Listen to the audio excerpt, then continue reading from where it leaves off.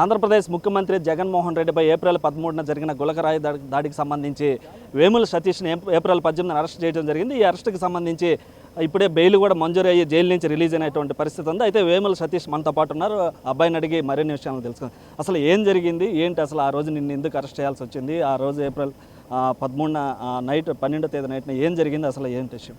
మేమైతే మా ఫ్రెండ్స్ మేము ఆరుగురం మేము ఆర్చి దగ్గర కేక్ కటింగ్ చేసుకున్నాం.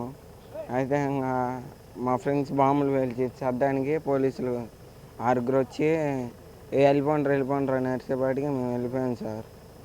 తర్వాత 2 రోజుల తర్వాత పనికి వెళ్ళి వచ్చి ఇంట్లో పనుకుంటే నైట్ 11ంటికి వచ్చి గంజాయి తాగిండ్రు అని ఎవరో కేసు పెట్టారని చెప్పారు సార్.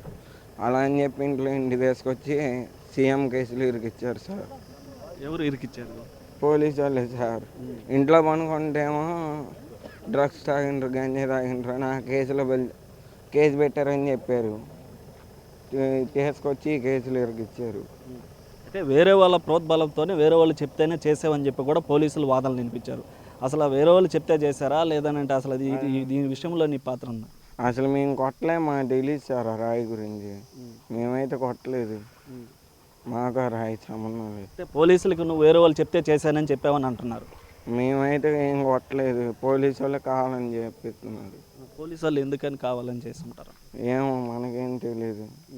ఇంట్లో ఉంటే డ్రగ్స్ తాగిండ్రని మా అమ్మ నాన్న అప్పటికే అడిగి సార్ అని అడిగితే ఇది బాన్ వీక్స్ తాగిండ్రు, కేసు పెట్టిండ్రు అని తీసుకెళ్ళిండ్రు.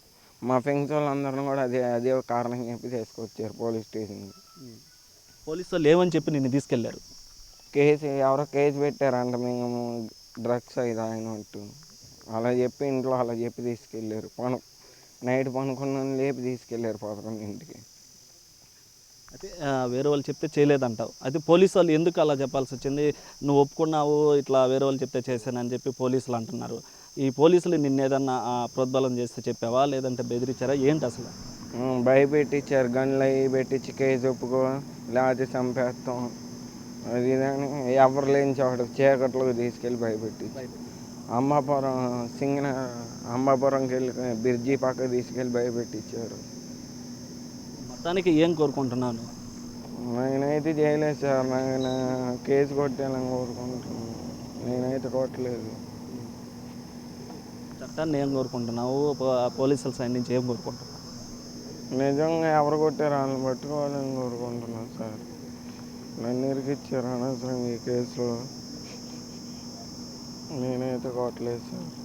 సంబంధం లేదు, నా సంబంధం లేదు. పోలీసు వాళ్ళు ఎవరో ఇరికిచ్చారు సార్, ఎవరో కొడితే నన్ను ఇరికిచ్చిండ్రు. ఇందే సార్ జరిగింది, ఎవరో కొట్టిండ్రు. నా సంబంధం లేదు సార్. అయితే మొత్తం మీద కూడా ఇటు తెలుగు రాష్ట్రాల్లోనే అన్నిట్లో కూడా ఇటు సంచలనంగా మారినటువంటి జగన్పై గులకరాయి దాడి ఏదైతే ఉందో దానికి సంబంధించి వేముల సతీష్ అరెస్ట్ చేయడం జరిగింది. ఆ సతీష్ కూడా బెయిల్ మంజూరు చేశారు. అయితే ఆ సతీష్ కూడా చెప్తున్నది ఏంటంటే ఇటు ఆ కేసుకు సంబంధించి పోలీసులు బెదిరిస్తేనే నేను ఒప్పుకున్నాను. ఆ రోజు చీకటమైనటువంటి ప్రాంతానికి తీసుకెళ్ళి ఆ ప్రాంతంలో నన్ను గన్నులు పెట్టి బెదిరిస్తే నేను ఒప్పుకోవడం జరిగింది. అయితే ఈ కేసుకి నాకు ఎలాంటి సంబంధం లేదు. అక్కడ ఉన్నటువంటి ఆ ప్రదేశంలో టపాసులు కాల్చుకుంటూ ఇటు ఆ రోజు బర్త్డే సెలబ్రేషన్ అయితే జరుపుకున్నాము. దాన్ని ఆధారంగా తీసుకొని పోలీసులు కూడా అరెస్ట్ చేశారని, పోలీసులు బెదిరిస్తేనే ఈ యొక్క కేసును కూడా ఒప్పుకోవడం జరిగిందని చెప్పి కూడా వేముల సతీష్ చెప్తున్నటువంటి పరిస్థితి. కెమెరామ్యాన్ మనోజ్తో సురేంద్ర, బిగ్ టీవీ, నెల్లూరు కేంద్ర కారాగారం నుంచి. For more videos like this, subscribe Big TV channel.